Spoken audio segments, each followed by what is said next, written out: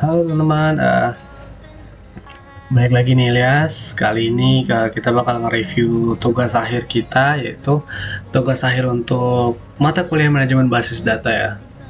Nah, jadi di basis data itu kita harus bisa CRUD. Di sini saya ngebuat website tentang absensi pakai QR ya. Jadi absensinya bisa melalui QR codes yang akan kita scan gitu. Nah, sebagai contoh dan sebagai tampilan utama terlebih dahulu, kita ke menu atau dashboard yang paling utama yang bisa mengakses semua gitu ya. Oke, kita masuk terlebih dahulu. Nah, berikut merupakan dashboard atau tampilan admin pada sistem absensi QR ini. Nah, di absensi QR ini kita ada 5 menu di dashboard admin. Nah, yang pertama itu ada rekap kehadiran. Jadi yang rekap kehadiran ini kita bisa melihat kehadiran mahasiswa atau mahasiswa yang sudah absen ya. Jadi misalnya kita di satu admin ini, di satu akun ini adalah mengurusi satu kelas gitu. Nah, kita bisa melihat gitu siapa sih yang statusnya hadir atau waktunya kapan, tanggalnya kapan, namanya siapa gitu. Kita juga bisa melihat dari tanggal ya, misalnya bulan 7 tanggal 6 aja, tanggal 6 bulan 7 2025 misalnya. Nah, jadi di tanggal itu aja gitu adanya. Jadi selain itu juga kita bisa ngekspor ya. Kita bisa ngekspor si yang udah kita rekap atau yang kita filter itu, misalnya tanggal 9 bulan 7 2025. Nah, kita bisa ekspor ke Excel juga di sini. Gitu ya. Nah, yang kedua ada manajemen mahasiswa. Jadi ini ada akun-akun mahasiswa yang ada di sini, atau user yang ada di absensi QR ini yang sudah yang sudah terdaftar di localhost saya, yang di database saya dengan pemanggilan kan username dan password. Nah, passwordnya itu sama dengan username. QR code-nya ini di sini nggak tampil ya, jadi tampilnya itu nanti. Nah, scan QR mahasiswa. Nah, di sini kita juga bisa nge-scan gitu loh, nge-scan mahasiswa. Ini kenapa error? Karena ada entah kenapa tiba-tiba laptop saya nggak bisa. Di sini aktif kameranya, aktif, cuma nggak bisa. Entah kenapa nge-scan itu nggak bisa. Tapi bisa nge-scan an image file gitu. Jadi kita bisa nge-scan. Kalau misalkan nggak bisa, barcode-nya kan nanti ada di mahasiswa, dan si mahasiswa itu ngasih filenya ke si admin atau ke si dosen, kasih terus taruh di sini, otomatis bisa langsung absen gitu. Nah, kalau misalkan kayak tadi ceritanya scan QR mahasiswanya nggak bisa, kita bisa pakai absensi manual gitu. Misalkan siapa yang mau absen, misalkan Muhammad Ilyas. Nah, tanggal berapa? Tanggal sekarang, waktunya misalkan dia datang itu waktu jam 18.30 itu misalnya. Nah, statusnya hadir gitu, pas gitu kan ya, keterangannya hadir di waktu yang tepat. Nah, kita bisa simpan absen. 20 masukkan nilai file terdekat 18.30.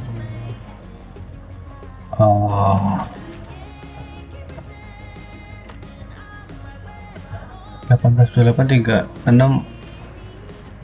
Nah, kita ganti tanggal aja coba ya, kenapa jadi error. Masukkan nilai yang valid. 2 nilai valid terdekat adalah jam 12, jam 8, 16.57.36. Nah, harus akurat ternyata ya. Nah, jadi absen manualnya udah kesimpan gitu. Misalnya ini juga ada keterangannya pas waktu hadir gitu ya. 8 depannya kita ubah jadi 1842. Nah, yang pertama kenapa nggak record? Mungkin nanti ada di atas. Misalnya ini juga itu kan 184307 misalnya. Terburu-buru misalnya. Nah, mungkin tadi yang dilihat ini karena waktunya agak berlebihan kali ya. Coba pas datang di waktu yang pas misalnya. Nah, ya ternyata memang harus mengikuti waktu real time ya. Tidak bisa diubah.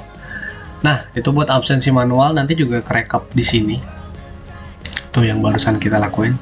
Nah, yang ini juga ada tuh sebenarnya. Cuma karena tadi ini waktunya agak ambigu mungkin, jadi si ini nggak bisa nerima. Terus ada izin mahasiswa. Jadi kalau ada mahasiswa yang izin, itu kita bisa ada apa ya? Bisa ini bener nggak sih ini approve gitu loh. Kita bisa ngeliat bukti izinnya di sini, statusnya apa dan aksinya gimana gitu. Misalkan kita tolak gitu, dia nggak boleh izin di saat tanggal sekian, nggak boleh gitu. Nah, ini untuk dashboard admin. Nah, sekarang kita pakai mahasiswa ya, sebagai mahasiswa.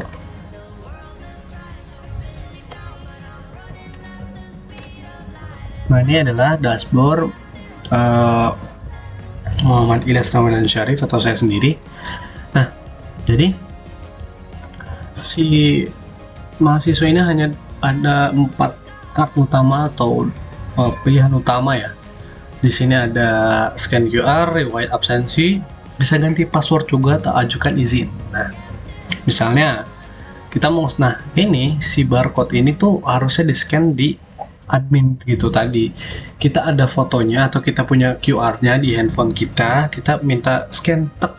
Nah, nanti scan-nya manual secara otomatis sudah ke-record di admin gitu. Secara otomatis karena sudah di scan. Nah, ini yang tadi yang manual tadi itu juga ke-record di kita gitu, di sebagai mahasiswa. Misalnya kan tanggal Januari, Februari, Maret, April, Mei, Juni, Juli, di Juli ya misalnya 2025.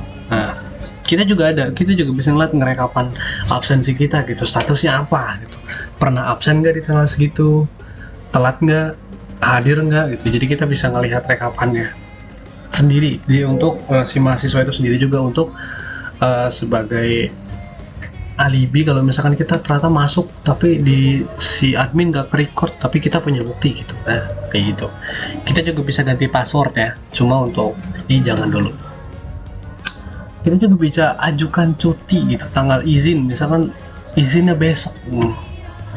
Alasan izinnya sakitnya besok, tapi ya kita juga bisa ngupload file di sini ya, ngupload file maksimal 2 MB. Nah, kalau udah kita bisa kirim izin, tapi harus pakai file. Misalnya saya taruh di sini UTS Crypto misalnya ya, kita taruh kirim izin. Nah, kita nanti akan terlihat di sini statusnya juga menunggu, hanya menunggu si dosen untuk mengkonfirmasi apakah nanti kita akan ditolak atau diterima, seperti yang tadi dilakukan di dashboard admin gitu. Jadi untuk mahasiswa kurang lebih seperti itu. Mungkin satu lagi biar ada perbedaan ya. Nah, ini untuk dashboard Rupitasari kita juga sama. Jadi si barcode untuk kehadiran hari ini tuh, ini hanya bisa di scan untuk per hari ini. Misalkan hari ini sudah habis ya, atau di jam, misalkan ini kan 10 Januari 2026. Nah, kita mau pakai barcode yang sama untuk besok nih misalnya, itu nggak bisa. Jadi barcode ini akan selalu update setiap harinya gitu, untuk meminimalisir ada mahasiswa yang nggak punya tidak mengakses si absensi QR ini, dan nanti ada yang titip absen. Nanti kalau ada yang scan 2 kali berarti dia titip absen gitu. Sama ada riwayat absensi juga tadi, sama ya yang manual ini. Terus ada ganti password juga. Nah, kita bisa ajukan izin juga. Coba kita ajukan izin ya. Coba.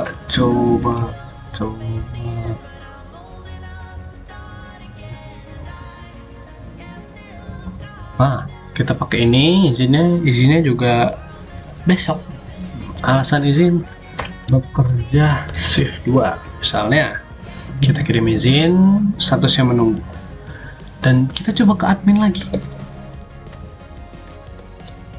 untuk melihat ada mahasiswa yang izin atau enggak. Ternyata ada 2 mahasiswa yang izin tadi gitu.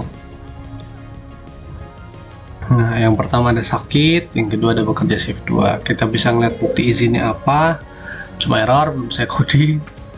Nah, yang kedua, yang selanjutnya ada aksinya, diterima atau ditolak. Misalkan yang bekerja shift 2 diterima, yang sakit ditolak gitu.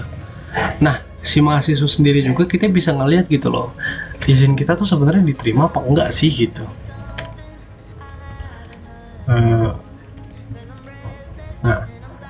Nah, kita bisa ngelihat kalau status kita, izin kita tuh wah ditolak ternyata. Jadi nggak bisa bohong gitu loh. Kalau misalkan ditolak dan saat itu, tapi kalau izinnya sakit mungkin ada tolerir ya. Misalkan ditolak, kita bisa ngelihat kenapa ditolak gitu. Jadi kurang lebih aplikasi atau website absensi QR saya ini seperti itu. Ini untuk webnya ya, mungkin kita bakal ngelihat database-nya. Jadi si database-nya itu ada ini, absensi QR. Cuma ada 3 table. Ada absensi, izin mahasiswa, dan user. Kita ke user. Kalau ke user kayak tadi ya, banyak usernya. Kalau ke izin mahasiswa, ini yang tadi izin aja cuma ada 4, karena yang tadi kita lihat di menu admin, dashboard admin, ada 4 mahasiswa yang izin, dan menu absensi itu adalah absensi secara manual maupun secara QR code. Jadi sudah terhitung di sini gitu. Kita juga bisa edit atau copy sih kehadirannya. Misalkan ini diedit jadi alpha gitu ya misalnya. Bisa aja teman-teman tuh diedit jadi alpha. Nanti di sini juga bisa langsung ke update, berubah. Backup kehadiran. Nah jadi alpha kan, tadinya kan hadir, sekarang jadi alpha gitu. Ini kurang lebih aplikasinya kayak gitu, dan database-nya juga simple aja. Kalau misalkan ada salah-salah kata mohon maaf. Kalau misalkan ada yang mau ditambahkan atau dikurangi, tulis aja di kolom komentar. Jangan lupa like dan subscribe ya teman-teman. See you next time. Terima kasih. Wassalamualaikum warahmatullahi wabarakatuh.